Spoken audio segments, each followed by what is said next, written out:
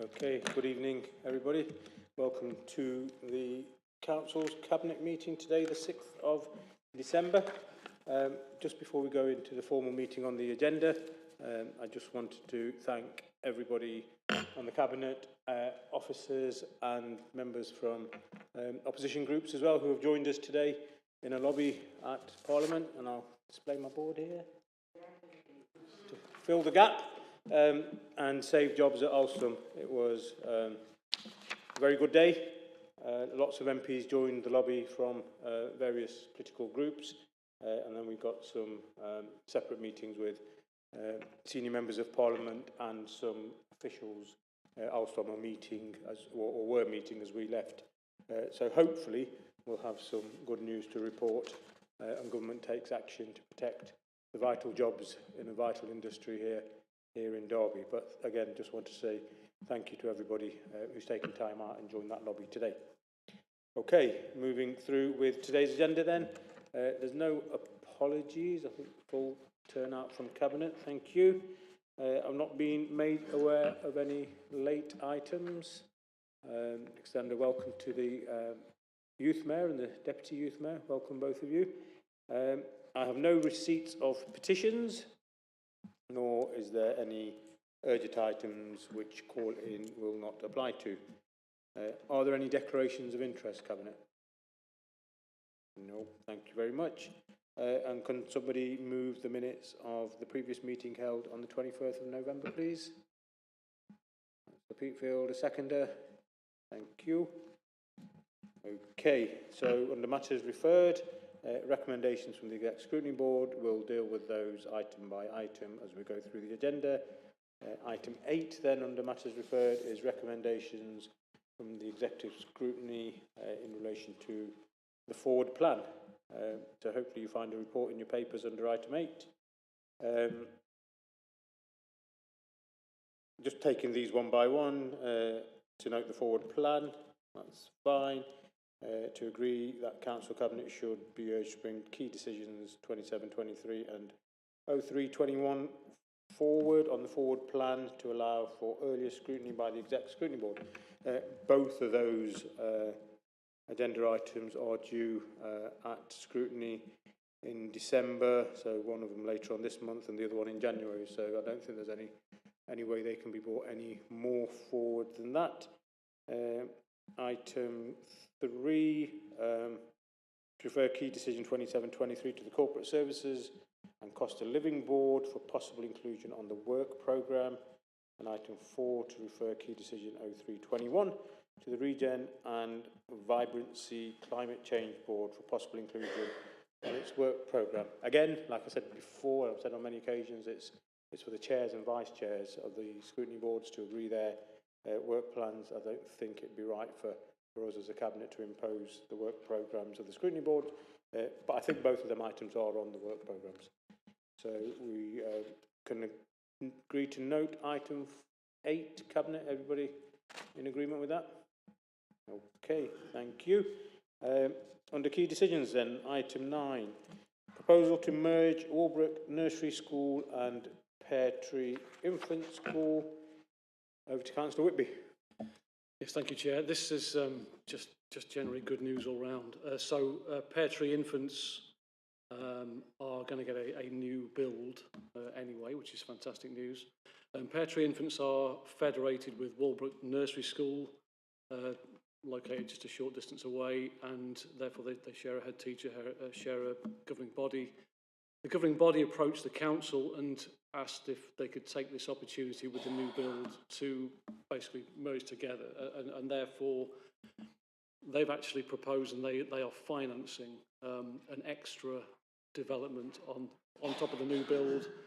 So they're going to basically put the nursery school on the same location as the infant school, offering a service 2 years to 7 years. So yeah, there's no extra money for the council to find. Obviously this proposal has come from the school. The initial consultation is roundly positive, 97% positive. So really, there's not a lot to like, not to like here. So this will require, if we go forward, another consultation, a 4-week statutory consultation, and therefore I'd like us to go ahead with that. Thank you, Chair. Sorry. Thank you for that, Councillor Whitby. Exec scrutiny recommendation is in the Exec Scrutiny Board Appendix 1. And I think there's a sensible recommendation there to give consideration for the future use of Walbrook Nursery School, for example, a community hub.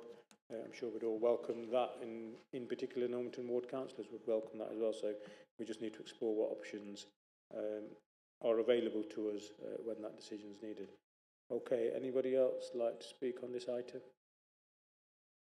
Okay, so can I have a show of hands for item 9, recommendations 2.1 and 2.2 on page 2?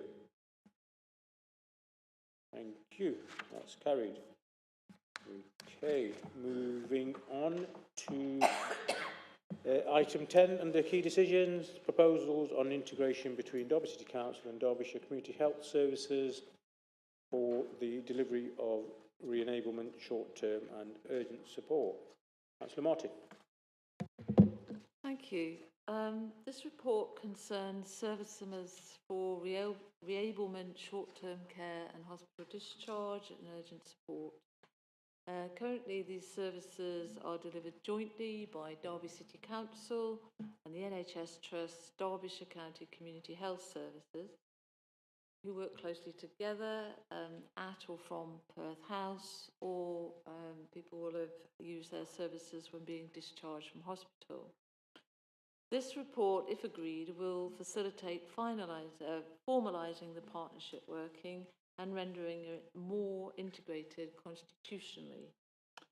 Now, the aim of integrated working, which is a key driver in current health and social care policy, is to deliver better services for people in need and to enable better use of staff resource and time. The report we have here follows a consultation earlier in the year in which the vast majority of respondents had a positive view of the proposal. One respondent was concerned that this proposal will lead to the privatisation of the service, and they can be assured that this is not at all the intent of the proposal. Derby City Council staff will be tupied over to the DCHS Trust, and will become employees of a cherished public institution, that's the NHS.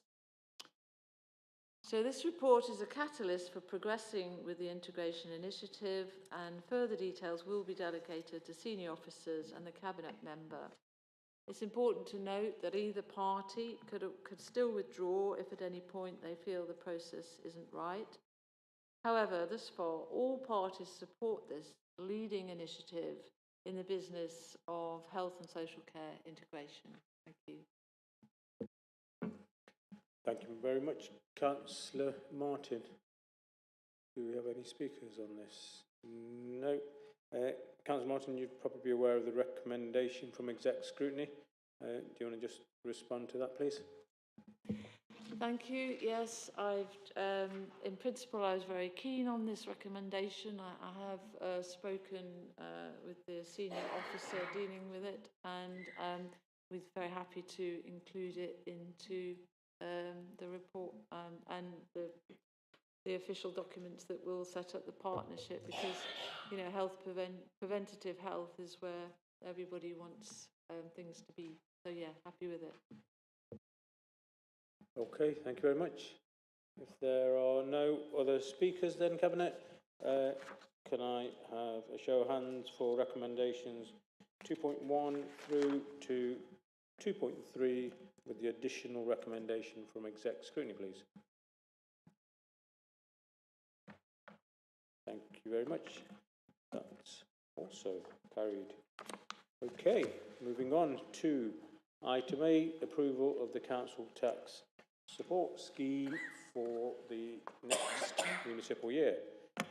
That's me. So Derby's council tax support scheme was first introduced back in April 2013 to replace the national council tax benefit scheme that was then in existence. The council tax support scheme assists working age claimants who require financial assistance with paying their council tax bills. Pensioners are not affected by the council tax support scheme as they are treated separately under different legislation. The council CTS scheme is a means-tested discount calculated within the framework of means testing provided by the government's default scheme. The maximum amount of council tax support which may be awarded under this scheme will be capped at the yearly rate of a Band A property charge. The minimum contribution that all CTS claimants have to pay towards their council tax is 30%. The purpose of this report is to present the CTS scheme operable from, like I said, the 1st of April 24 for approval. An assessment of the scheme operable from in 23-24 has been undertaken, and it is recommended that no changes to the scheme for the next municipal year. So this is just rolling on our current scheme for the next municipal year. The Exec Scrutiny Board resolved to note the report and welcome the proposal. Do we have any speakers? Councillor Hazelgrave. Just that in the present economic climate, it's absolutely essential that we have support and we keep people in the loop in terms of paying their council tax, even if it's down to the 30%, so that, you know, we're not clogging them up in problems with paying and all sorts of litigation down the line. So I think this is a really important move and it follows the tradition of the council. So I fully support this. Thank you very much, Councillor Hazelgrave. Okay, can I then please have a show of hands, please, for recommendation 2.1 for item 11. Thank you very much. That is carried. Moving on swiftly to item 12, the Waste Management and Environmental Enforcement Update. Councillor Dinser. Thank you, Chair. This paper is recognising the challenging budget situation left by the outgoing Conservative administration, and in so delivering these manifesto pledges that we made clear when we stood for election and which the good people of Derby voted us in to do. We've taken a responsible approach to make sure that what we deliver does take into account the challenges of the budget now and in the future. As we know, Derby City Council provides services for residents to manage their waste, which includes curbside waste collection, optional chargeable bulky waste collections, and the provision of a household waste recycling centre at Rainsway, with an online booking system which was implemented in 2022 and continued after the safety measures which were put in place due to COVID. What did this do? It created a divide in our communities. Some people found the system helpful, but there was a significant number that did not. In terms of enabling residents to dispose of bulky waste items free of charge within communities as part of the schedule plan, this was very beneficial, but only to the few streets that it targeted. In terms of environmental crime, which has continued to rise, particularly with littering and fly tipping on our public highways and council-owned spaces, the investigation of this is left to the public protection officers and waste on land offences managed by our environmental protection teams. We all know the challenges that they have faced, and we all know that actually enforcing and the income that was supposed to be generated from that, which was a target set by the previous administration, has never ever been fulfilled. This report sets out the proposed changes to increase the support to enable residents to provide every opportunity to dispose of waste sustainably and responsibly, along with stronger measures to ensure effective enforcement where waste crime offences are committed. The message is enabling residents to dispose waste as easily as possible, but if you don't, enforcement will be proactive and harsher. This report reflects those issues and actions in mind. I'll come back to the recommendations later. In terms of our recycling, we said that we would offer free bulky waste and recycling service in our manifesto, increased penalties for fly tippers.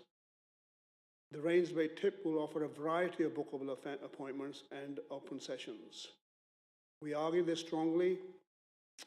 The previous administration held out that that would actually increase collection of waste, which is the right thing to do, rather than on our streets.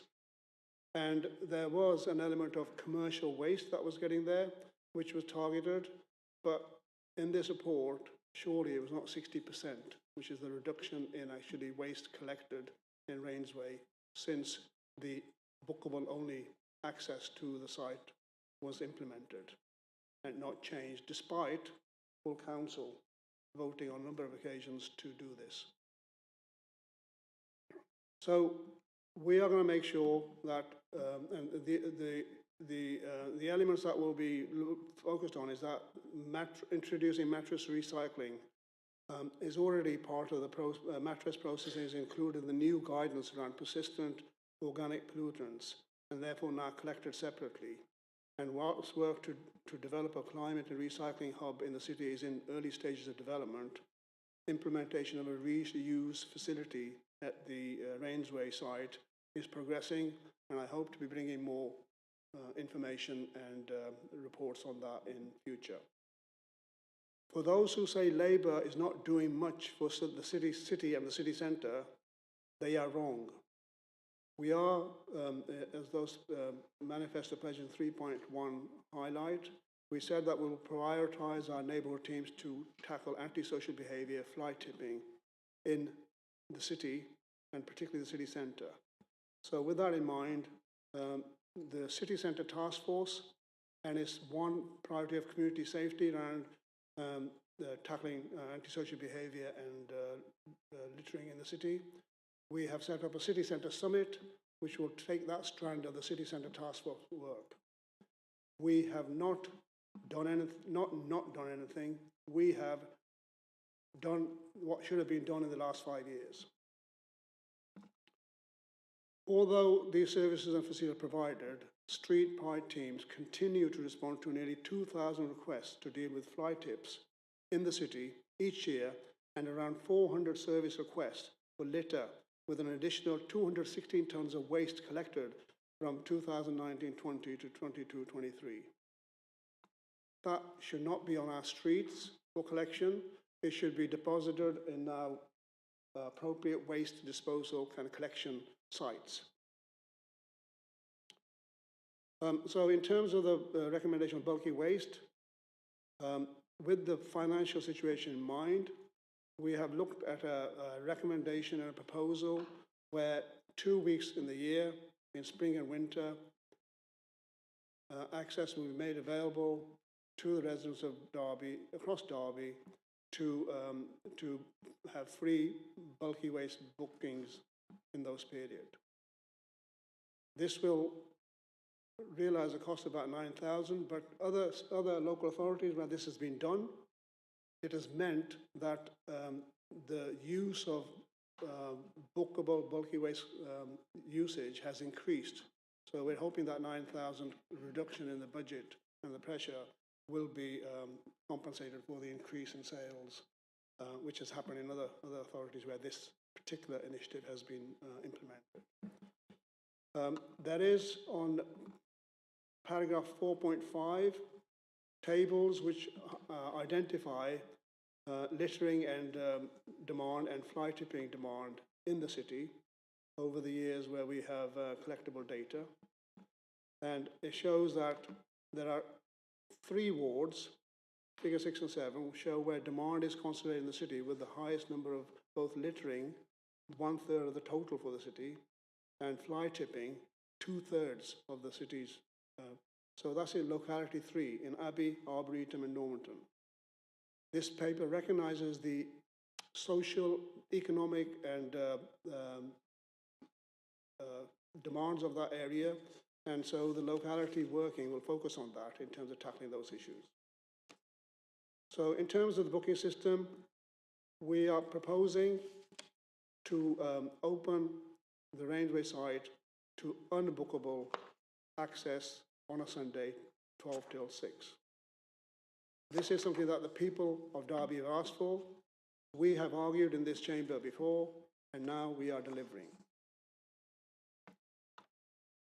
The other half I mentioned in terms of enforcement, we are making sure that we will increase the penalties for enforcement, which are highlighted in paragraph 4.22, because we want to make sure that people are helped to dispose of their waste, but if they don't, they must understand and be clear that we will be strong in enforcement and the penalties will be increased. We have also proposed, because of the fact that our public protection officers, who are now less in number than they were before, and their inability to have to do the enforcement in the way that is required, and which has failed in terms of income generation put on them to do these enforcements, we are looking for a 12-month pilot service for a private contractor to come in and carry out fly tipping enforcement. And we will use the data and the work to see how we can actually develop our own resources better and learn from that. But it will be a message that we will help you with your waste and your disposal of that, but if you do not comply, enforcement will be proactive and harsh. Chair, this paper delivers on our manifesto pledges, and I'm pleased to put the recommendations of at the beginning of the paper at 2.1 to 2.5. Thank you. Thank you very much, Councillor Dinser. I will definitely put those recommendations to Cabinet in a while. Councillor Eyre indicated he wanted to come in. Thank you, Chair. I'll be uncharacteristically brief, but if you permit me 110 seconds, that would be appreciated. Our group have got significant concerns about the way this report lays out some of the potential changes, with the chief concern being that this will be presented to the people of Derby as it just was, as deliverance on manifesto promises, when at best we see it as 1/26 delivery on one promise and either 1/3 or 1/7 delivery on another, depending on how you look at it. We're deeply surprised that an administration that claimed repeatedly it would consult and listen to the people of Derby is seeking to introduce a change to Rangeway HWRC without any issue-focused consultation of those who would be most affected. Yet it cites in its report a 2021 consultation that favours the opposing viewpoint to what this report sets out. And it sets out no plans to undertake a consultation between now and the introduction of the change, despite the knowledge of the long queues and traffic disruption that incidentally was not listed as a benefit of the booking system for some reason. We also do not believe the word variety, which was in the manifesto commitment, has been satisfied in its proper definition.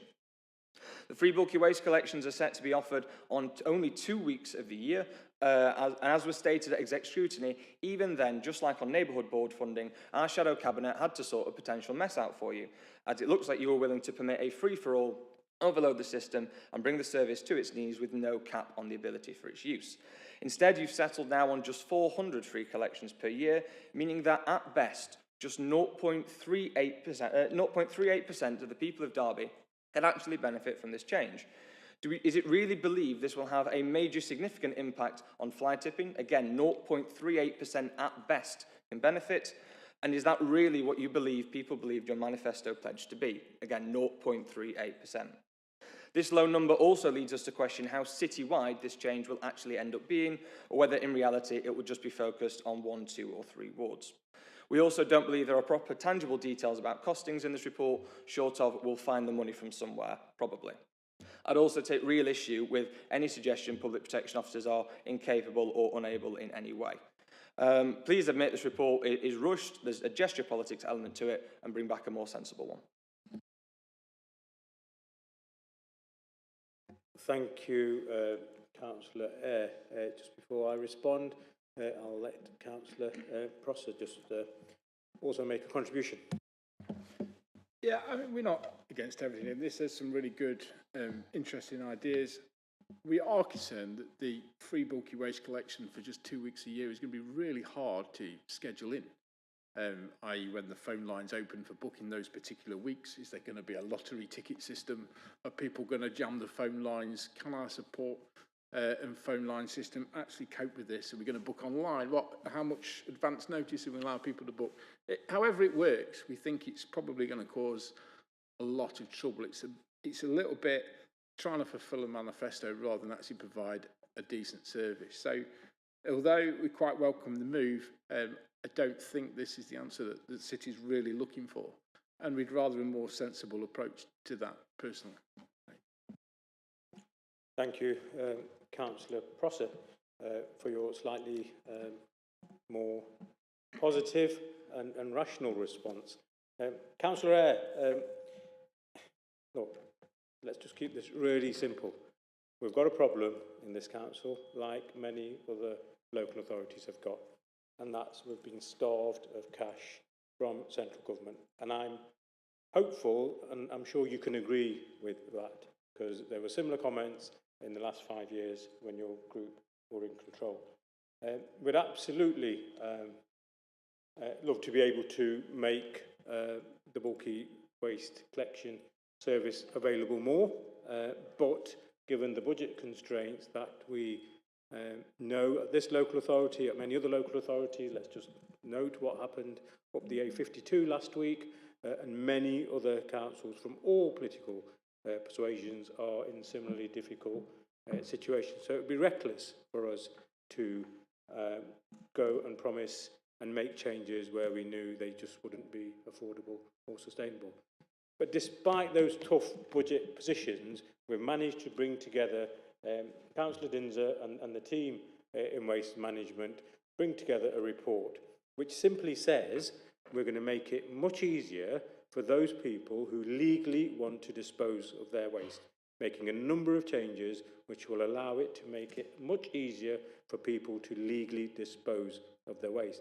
And the other part of the paper, which you fail to even recognise or mention, is what we're saying is we're going to make, or we will be much tougher on those who continue to blight our neighbourhoods across the city by illegally dumping waste. You've ignored that part of it. And let's just test your 0.38% figure. It sounds really clever, doesn't it? Oh, only 0.38% of people can use this service. But let's just consider how many people want to use the service. Not everybody in the city, you're never going to get to 100%, because I don't think everybody in the city every year will want to ring up and have a free bulky waste collection. That's the only way you're going to get to 100%, if everybody in this city says, we want a free bulky waste collection. So 0.38 might sound low, but we never ever will get to 100%. So let's not play around with the figures and the fractions. It's just nonsense. And you can quote any figure you want, but that's just absolute nonsense. Councillor Dinser, do you want to respond to the exec scrutiny recommendations? Thank you. Before I do that, I really want to respond to Councillor Eyre's comments. Can you do that briefly, please, Councillor?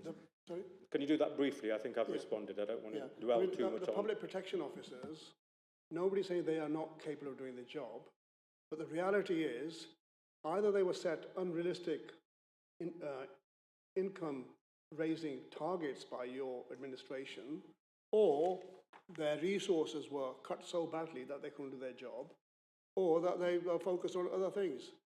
They are doing an excellent job, but this particular element has not been tackled. That's why we are bringing in something to test how we can actually impact the penalties for people who infringe our regulations and our law-abiding things. So that is really important to say.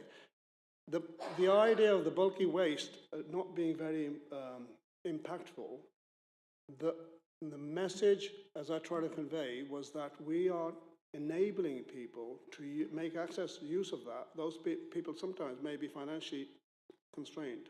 We hope that people who are able to and are responsible will continue to use, as they have been doing now, the paid bulky waste when they need to use it. Now, some people might want to save it for the 1 or 2 weeks when it's up free, but I think most reasonable people will use it when they want to use it in the year. But hopefully those people who are less able to financially do this has that attraction. So, and figures of 0.38 rate, they're just nonsense, as Councillor Shankar has already said. I just want to make sure that we understand that this is something that has been asked of and talked about by the people of Derby, and in council, in this council chamber, people have raised this, and all parties except yours have supported these initiatives in the past in this council chamber. We are doing what the people of Derby want, and we're trying to enable them to do it to make sure our streets are cleaner and the litter and fly tipping is reduced. In terms of the recommendations, Chair, the first one to recommend to Council changes are made to remove the booking system from the, this is, some consultation is done before. We've had the consultation, we don't need another one. We understand what the issues are, and we're putting a proposal forward to actually tackle it. So I don't think we need to do that, because it actually says that we will actually keep under review that particular initiative and action, and it's in the recommendation, Councillor Eyre. And the second one, to recommend to Council that if changes are made to Ranger House or Reside booking system on Sundays, so that's been covered. And so I think both are recommendations which don't really need to be responded to, Chair. Okay, thank you very much, Councillor Dinser. Anybody else like to contribute on this? Councillor Peatfield. I will be very brief. I think it's really just important to reiterate that, that this is just the start of things to come, that at 2.2 it does say to approve and keep under review. So this is something that we will keep a close eye on. We would love to be able to offer more, and with more resources, we hope to be able to one day. But we also, in our manifesto, pledged to be responsible leaders. And I think that, you know, fiscally, that is exactly what we're doing right now. And I hope that the public are going to appreciate that this is a step in the right direction, as opposed to the answer to everybody's problems. Thank you. Thank you very much, Councillor Peatfield. Okay, as Councillor Dinser requested earlier then, recommendations 2.1 to 2.5 on item 12, page 1. You please all show if you're in favour. Thank you very much. That's carried. Okay, moving on to item 13, which is the rather technical subject of the Treasury Management mid-year report for this financial year. So the Council's budgets for the net cost of its Treasury activities, that's borrowing and investments, through its Treasury Management budget as at 30th of September. The budget is forecasting a balanced position. The Council's strategy is to maintain borrowing and investments below their underlying levels, known as internal borrowing. This reduces risk by keeping interest costs low. This policy is consistent with the Council's Treasury Management strategy. This is in line with our current strategy to short-term borrow to manage cash flows to avoid being tied into longer and more costly rates in the current economic climate.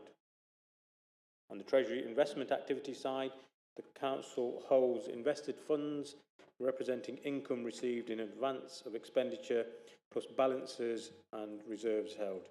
During the 6-month period to the 30th of December 23, the Council's daily investment balance ranged between £15.3 and £79.3 million due to timing differences between income and expenditure.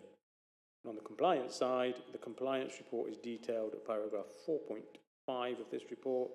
No indicators have been breached. Paragraph 4.66 details the mitigating actions to reduce the current identified risk. Are there any contributions, Cabinet? Anybody else like to speak? No. Just going to item 13, exec scrutiny resolved to note the report. Okay, Cabinet, then on item 13, please, recommendations 2.1 through to 3 on page 1. All those in favour? Thank you very much. That's carried.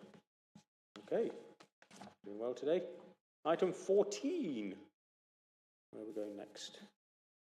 Compliance with contract and financial procedure rules. I don't propose to go through every single recommendation here. It's clearly listed in the report, but just to pick a few out, to note the acceptance of £997,000 funding from the DFE for short breaks, for the Short Breaks Innovation Fund, as outlined in section 4.1, and then to delegate the appropriate authority for that grant.